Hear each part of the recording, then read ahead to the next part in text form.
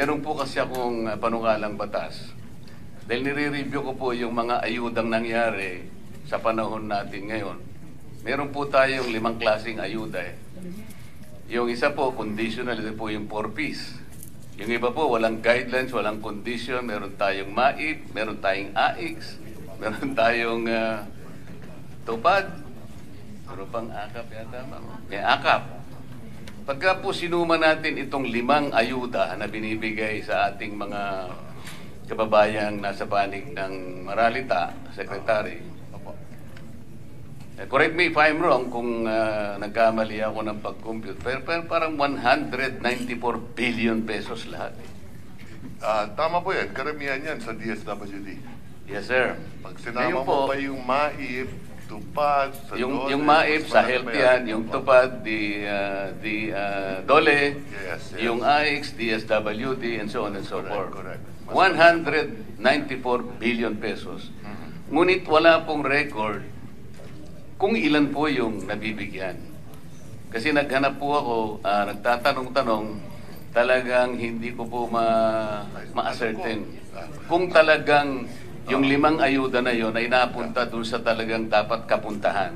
Ang iniisip ko po kasi, yung pinakamahirap nating segment sa population, numbering about 5.5 million households, or about 25 million to 27 million poor Filipinos. Sa estimate ko po, itong 5 na ito, na kung ito'y naibigay talaga sa talagang targeted na sector, baka naging maligaya naman siguro. Pero dahil nga walang datos, kung talagang naibigay o hindi, nagpasya po ako na gumawa ng isang medyo may pagka-radical, pero baka practical, baka sumang-ayon naman po kayo. Ang aking pong naisip, nakita ko po kasi yung napakataas po na presyo ng kuryente sa ating bansa. Naisip ko, Mr. Secretary, na imbes na ayuda na lang ibigay natin, na wala namang datos kung na ito'y naibibigay sa about 25 to 27 million Filipinos, hindi ba maganda ka kung sabihin ko na lahat ng kumukonsumo ng elektrisidad, let's say 200 to 234 kilowatt hours, ilibre na po natin yun.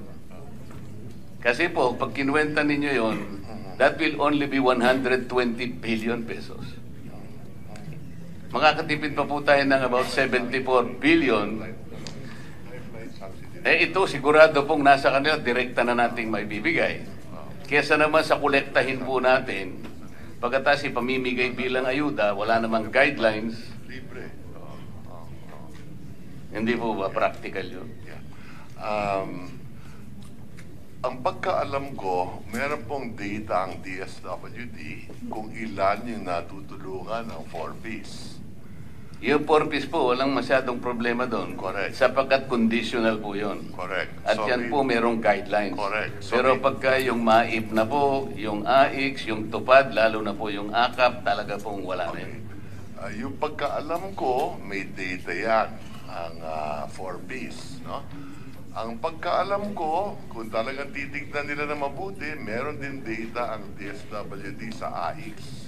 So, meron pong data sa papel. Pero pag nagtanong po kayo on the ground, sapagkat lalong-lalo na po nung panahon ng eleksyon na po ako'y nagtatanong, talagang sinusuyod ko. Kumisan po ang audience is about 40,000 to 50,000 people.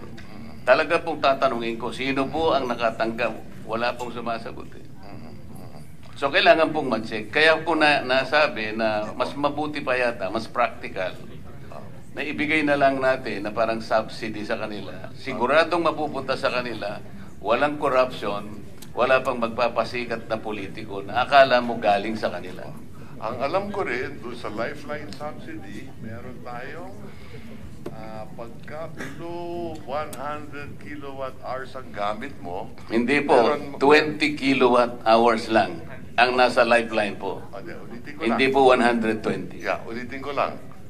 Pagka 71 to 100 kilowatt hours, may diskwento ng 20%. Pag 0 to 20 kilowatt hours, 100% libre.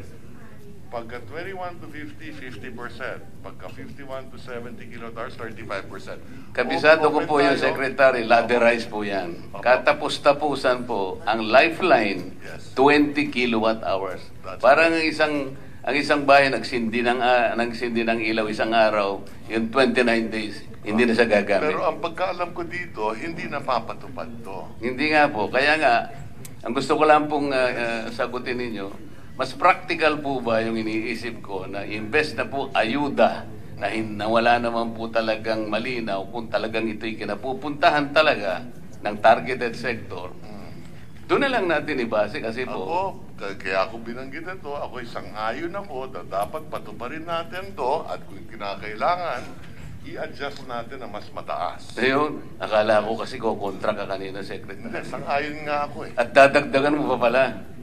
Ayan. Kasi rine-review na rin namin to ngayon. Dahil Salamat po. Na hindi napapatupad. Salamat po. Ngayon, kay Secretary Pangandaman.